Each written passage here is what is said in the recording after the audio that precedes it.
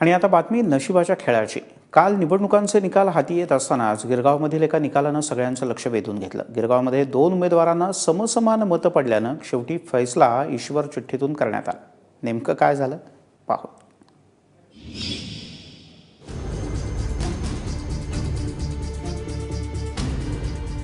गिरगावमधल्या महापालिकेच्या शाळेत प्रचंड तणाव होता।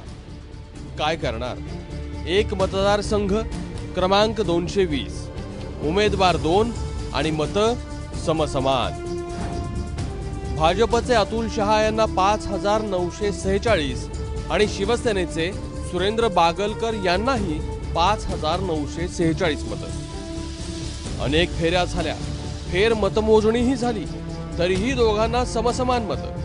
अखेर निवडणूक निर्णय अधिकाऱ्यांनी ईश्वर चिठ्ठीचा निर्णय घेतला।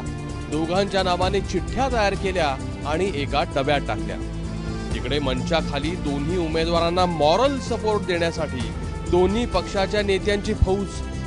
शिवसेनेकडून संजय राऊत, अरविंद सावंत, तर भाजपकडून राज पुरोहित आणि मंगल प्रभात लोढा।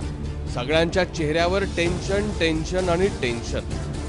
सगळे सोपस्कार झाले आणि अखेर एका चिमुरडीला मंचावर बोलावलं। तिनं चिठ्ठी काढली, उत्कंठेचा कडेलोट झाला आणि अखेर नावाची घोषणा झाली।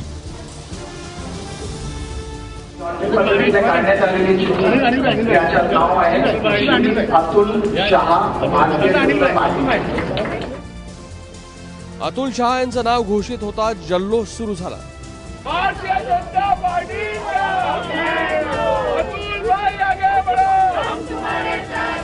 हनुमान चालीसा करत होतो आणि परत ललिता सहस्त्रनाम ते मी ऐकत होतो। त्याच्यावर ललिता सहस्त्रनाम या सगळ्या संकट दूर करतात आणि तुम्हाला यश देते आणि तुमची रक्षा करणारा हा एकच देव आहे।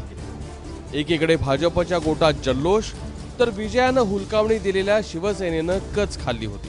माननीय उद्धव साहेबांनी 2-4 वेळा माझ्याशी मोबाईलवरती बोलले। त्यांना काळजी वाटू नये म्हणून मी त्यांना सांगितलं, साहेब तुम्ही शांत राहा, योग्य निर्णय होईल आणि योग्य निर्णय उद्धव साहेब घेतील। कारण मी कसा काय सांगू तुम्हाला, सांगा। बिकट प्रसंग आले, आता काहीही शक्य नाही असं वाटू लागलं की माणसं देवाचा धावा करतात। म्हणूनच बहुधा त्या चिठ्ठीला ईश्वर चिठ्ठी म्हणतात। मनश्री पाठकसह ब्युरो रिपोर्ट, ABP माझा, मुंबई।